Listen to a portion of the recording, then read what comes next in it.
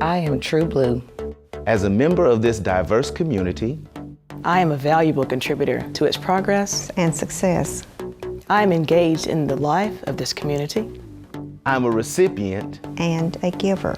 I'm a listener, And a speaker, honest in word and deed, committed to reason, not violence. a learner. Now and forever. I am a Blue Raider. a Blue Raider. I am a Blue Raider. True Blue. I'm Deborah Winans, and I am a non-traditional student here at Middle Tennessee State University. Over 40% of the student body enrolled at MTSU are non-traditional students. Non-traditional students are people at least 23 years old and older. Between juggling families, responsibilities, and full-time jobs, they can use some help. So the Non-Traditional Student Organization, or NTO, in the June Anderson Center is a resource dedicated to helping students succeed in their college experiences. But don't just take my word for it. Being back in the classroom with traditional students in some ways has been a challenge, but it's been a lot of fun as well. The first week was a little awkward. I did get some looks. Why did you choose the theater department? You realize that you're 43 and you're old. There's never enough time in a day to do everything the way that it needs to be done. Being a parent, being a student, involved in the military as well, still work. I have definitely a full plate. That will probably be the biggest struggle, but it's worth it. My greatest challenge returning back to school is memorization. When I did the schedule, I didn't know that the R in schedule was Thursday. I had a lot of difficult personal things going on in my life, and so it made it really difficult for me to come back to MTSU. I almost talked myself out of coming. Like, I was just almost like, I shouldn't even do this. I'll just wait another year. For me, it was inside, the voices that you are too old to do this. What in the world are you doing? Why did you wait so long? So that chatter that was in my own head was a challenge for me.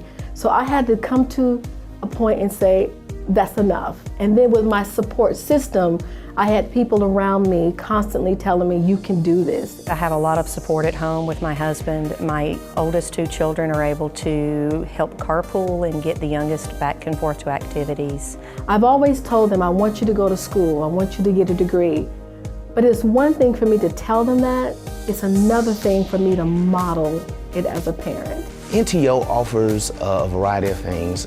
They offer, one, a place of advocacy for non-traditional students. They made it really easy to plug in and to find out information with their programming, with their coffee and meet and greets. We try our best to try to reach those by email when we have an event like Coffee and Conversations. And we hit those topics that our students ask about in a setting where they can ask questions. Here is the person that you need to speak to about that particular subject.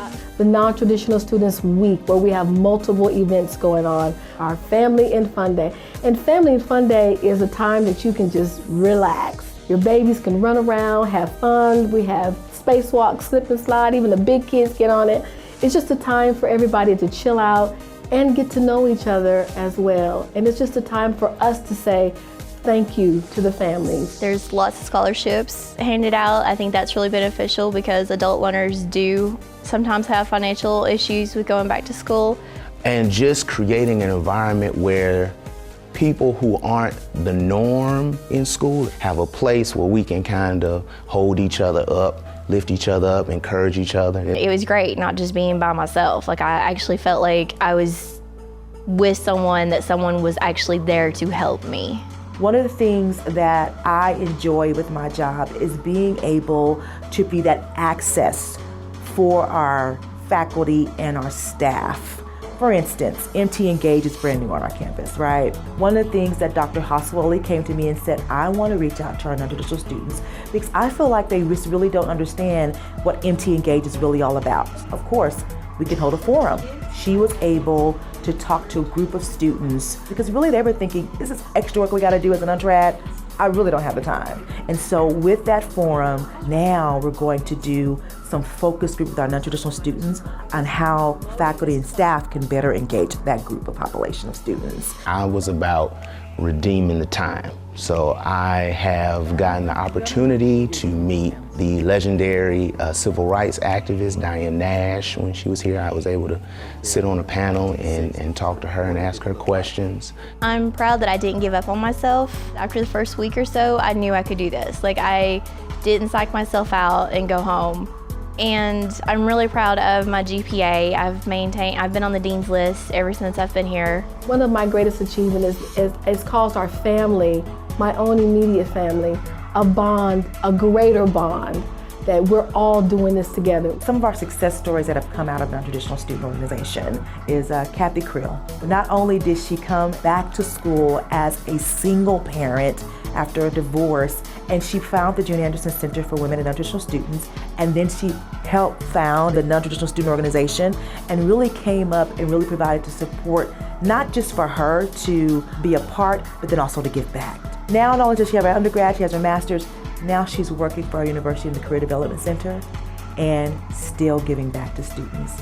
I like the presence of being in the classroom, and I get to interact with different students of different ages. A young lady told me, "You sound like my daddy." And I said, yeah, because he's right, because I sound like mine. And I think that's one of the things that we bring to the undergraduate experience, the college experience, is that we are sitting here as a living example, somewhat as cautionary tales.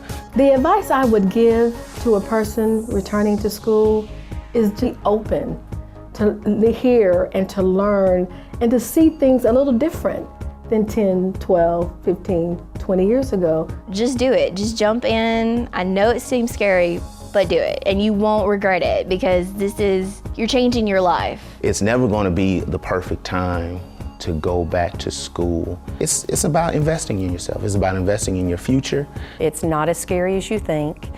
Things go much smoother than you think it's going to, and there's lots of help. There's always people here that will help direct you into the path that you need to be going on.